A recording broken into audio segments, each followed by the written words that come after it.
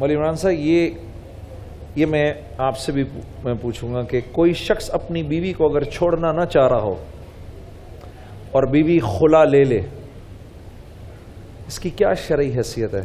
دیکھیں، صحابہ کے اندر بھی ایسے واقعات ملتے ہیں کہ میاں بیوی کے آپس میں نئی محبت ہو رہی، آپس میں جوڑ نہیں چل رہا، تو شریعت نے اس کی اجازت دی ہے۔ جیسے کہ ایک صحابیہ کا واقعہ آتا ہے کہ انہوں نے کیا کہتے ہیں اس کو، مہر کے بدلے میں کچھ باغ لیے ہوئے، تو آپ نے فرمایا یہ باغ اس کو واپس کر دو، اور اس نکاح کی آقا کریم علیہ السلام نے تنسیخ فرما دی ان کو بلا کر۔ تو خلا لے سکتی ہے عورت۔ یہ جو ہمارے معاشرے میں بن گیا ہوا ہے کہ بھی جہاں تو چلی گئی ہے اب تیری وہاں سے ڈیڈ باڈی ہی آنی چاہیے، یہ بھی ہمارا ظلم ہے۔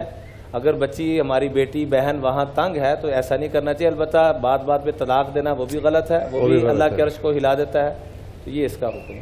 یہ خوبصورت رشتہ کیسے قائم رکھا جائے، کیا کیا جائے، بس مختصراً فرما دیجیے۔ دیکھیں، نکاح کے موقع پہ ہم بچپن سے خطبہ سنتے آ رہے ہیں، 3 آیات پڑھی جاتی ہیں اور تینوں میں نکاح کا تذکرہ نہیں ہے، تینوں میں تقوی کا تذکرہ ہے کہ نکاح سے پہلے بھی خوبیاں دیکھو، نکاح کے وقت بھی خوبیاں، اور بعد میں بھی خوبیاں دیکھو۔ اور اس لیے جب خوبیاں دیکھی جائیں گی تو محبتیں بڑھیں گی۔ البتہ جو آپ نے بات فرمائی ہے، اس لیے شریعت نے کف کو مقرر کیا ہے کہ دیکھا جائے برابری ہے کہ نہیں، تو یہ پہلے سے ان چیزوں کو دیکھنا چاہیے۔ اور وہ ماں باپ یا وہ برادری، میں اس کو بڑا ظلم اور زیادتی سے تعبیر کروں گا، امی جان اما فاطمہ جیسی ہستی کی اللہ کی طرف سے حکم آ چکا ہے، اس کے باوجود حضور حکم نہیں فرما رہے، کہہ رہے فاطمہ تمہاری کیا رائے ہے؟